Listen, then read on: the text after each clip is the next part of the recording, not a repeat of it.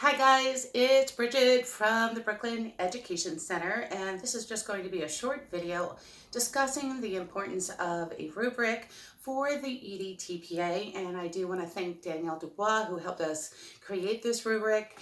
One of the things we do at BEC when we're helping teachers write their essays, we used to use our own version of the rubric for the ALST. And we have a book about the ALST, and our teachers would do quite well on that test, and they actually got rid of it. A lot of people got like a 540 on our essays, and it's because we wrote our own version of the rubric. So we don't know if they're going to require you to take the EDTPA. And when you sign up, it costs $300. So I don't want anyone to sign up because you might be exempt from it. But what we're going to do is in the comment below or attached to this video somewhere below. If it's on YouTube, look in the description. If it's on Facebook, look in the comments.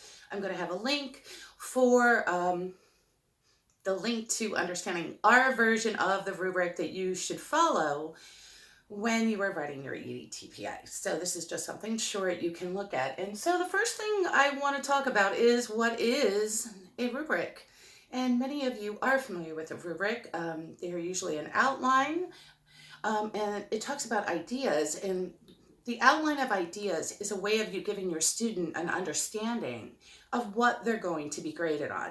What are they going to be graded on? And so most teachers will use rubrics to grade their students' work. But there are two other things about the rubric that I want to talk to you about. Again, this is just my opinion. I haven't been told this by anyone. This is just based on years of watching people grade essays, grading my own essays. I learned this when I taught SAT prep. So let's talk about the second thing that is important, and that is objective grading.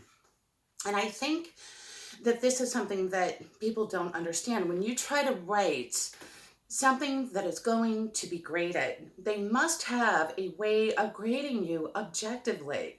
And I want you to think why that's important. So let's say I ask someone to write a 5-paragraph essay, argumentative essay, and I want you to take a position on a political idea.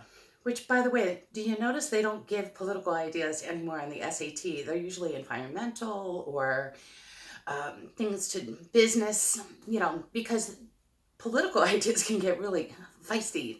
People can be polarized very easily in coming up with an idea. Now, just let's think about it. Let's say I was given an essay to read, and someone asked me, what do you think, how do you think the media is handling this whole COVID-19 issue? And let's say I was a, very strong Republican.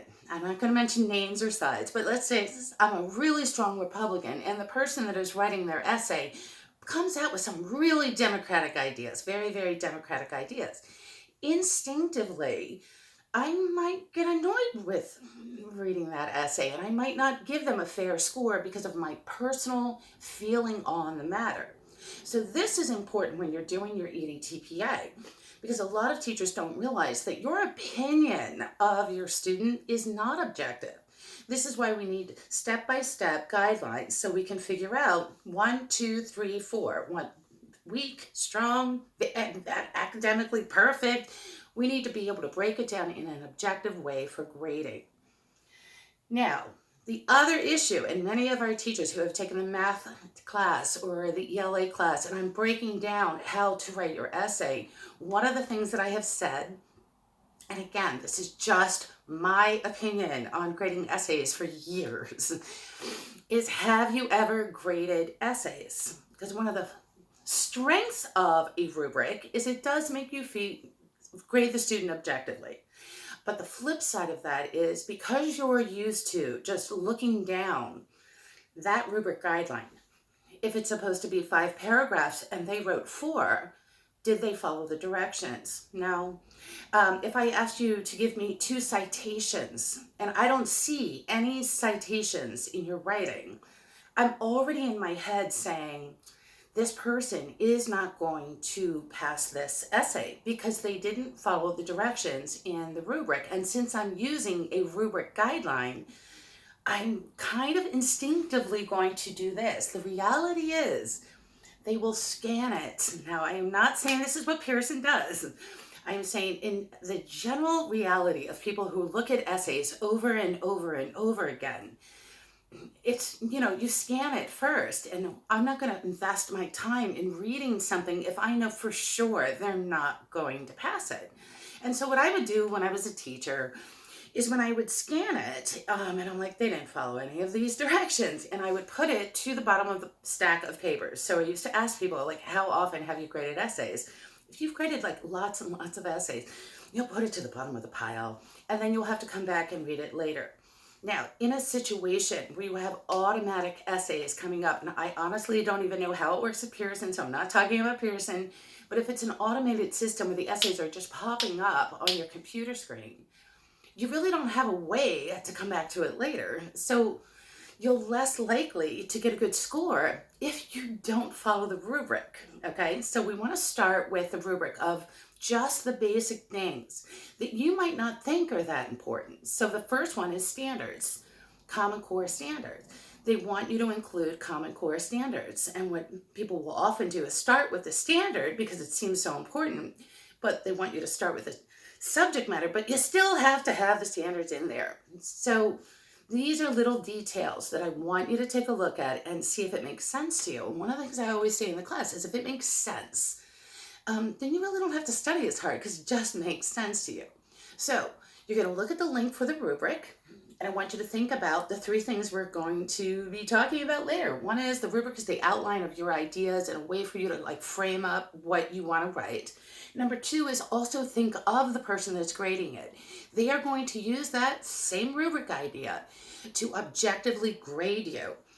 And the third one is realistically, they're probably going to scan it first. So we want to make sure we have all of these points in place to make it easy for the person who is grading you to pass you, because that's probably what they want to do. All right, so look for the link below. Again, stay home, stay safe, and stay informed. And this week, we will be starting up our forum that I mentioned that we were going to do.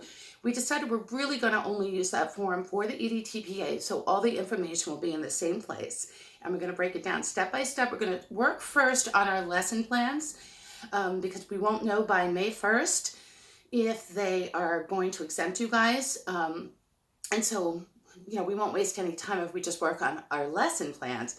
After May 1st, if we find out that you're not exempt, then we'll go into the commentary and the video and whatnot.